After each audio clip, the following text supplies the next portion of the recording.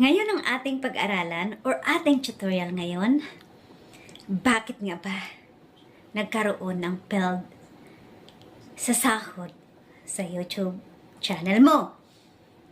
Bakit nga ba may mga failed na earnings at bakit nga ba hindi natin nakukuha sa tamang oras yung ating pasahod?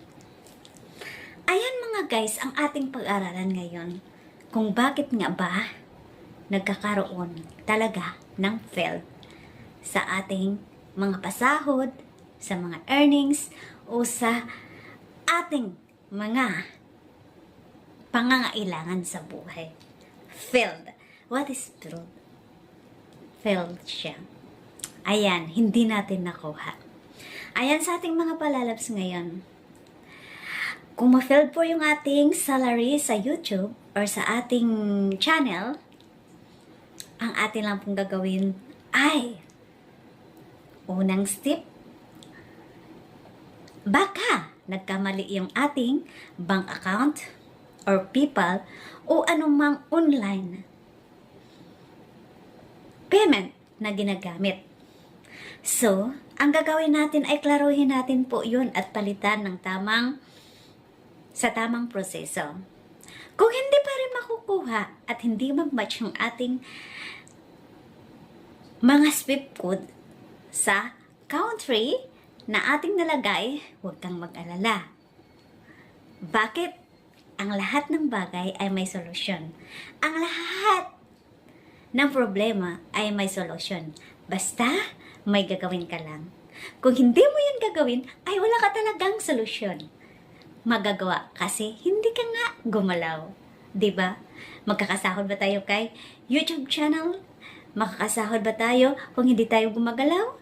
'Di ba? Kailangan mo mag-upload, kailangan mo magsipag para sa ganon may manonood sa iyong video at saka may kikitain ka sa iyong channel. O 'di ba? May kikitain ka ba kung wala kang video? 'Di ba? Wala. So, 'yun ang isang paraan kung bakit minsan, tayo ay sipag-sipag lang. Ayan.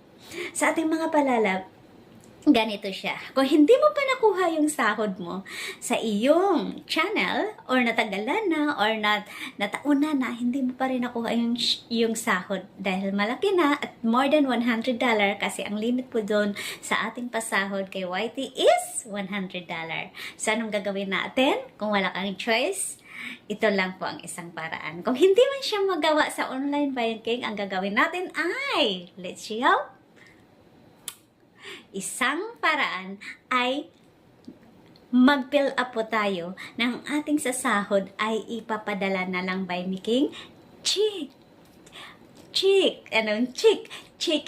Yun, yung chike na kung saan ipapadala yung pera sa atin ni Google sa ating mismong bahay. So, ito yung po ang isang paraan kung bakit minsan nagtatataka tayo na bakit fail yung sahod ko. Kasi sa mga online banking, ayan, nagtataka tayo dahil minsan nagkakamali tayo ng mga sinusulat. For example, bank account, number, pangalan, country, o whatever na sinulat natin, nagkakamali tayo. Or kulang ng numbers yung bank account na sinulat natin. Kung halimbawa, ang requirements ni YT ay 12 number digits, kailangan natin yun gagawing 12 digits. Kailangan lang natin ng dagdagan ng 000 kung ilan ba yung kulang sa hinihingi or requirements na hinihingi ni YouTube channel natin, ni YT. Ayan. So, kung wala yung magawa, ang kailangan natin ay ipapadala na lang natin sa ating mismong bahay yung chiki. At least may remembrance tayo. At saka bago natin papapalit sa bangko. Ayan. Alam mo, isa po sa ating mga kaibigan ngayon na bakit nag-failed yung sahod niya. Nagtataka siya kung bakit nag-failed yung sahod niya.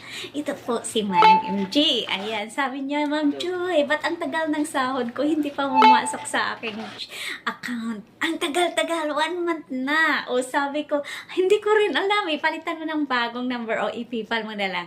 Nung mag-check po siya kaniyang channel sa kanyang Google Payment or AdSense, alam mo ba nakalagay sa check po yung kaniyang payment. Kaya kung cheeky po yun ang ipapadalahan, ay dapat antayin mo siya ng 2 months. So ngayon, na-receive na niya po ang kanyang payment sa kanyang salary. Sa kanyang salary sa YouTube channel niya. Ayan, sa kanyang pinaghihirapan.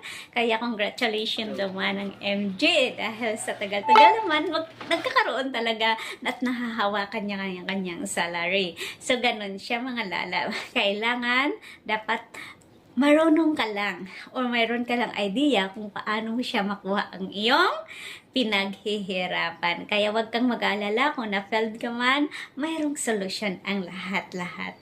Kahit sa ating buhay, kung may mga problema tayo, may solusyon at solusyon pong mangyayari sa ating buhay.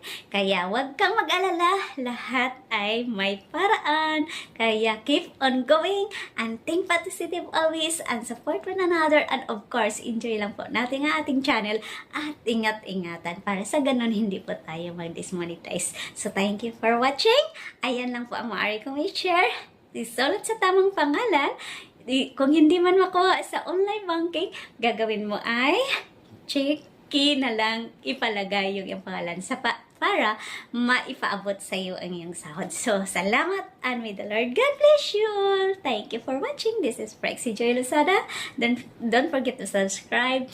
Click the notification bell so that every uploaded my videos, you have updated. This is my microphone. O, diba kakaiba ako?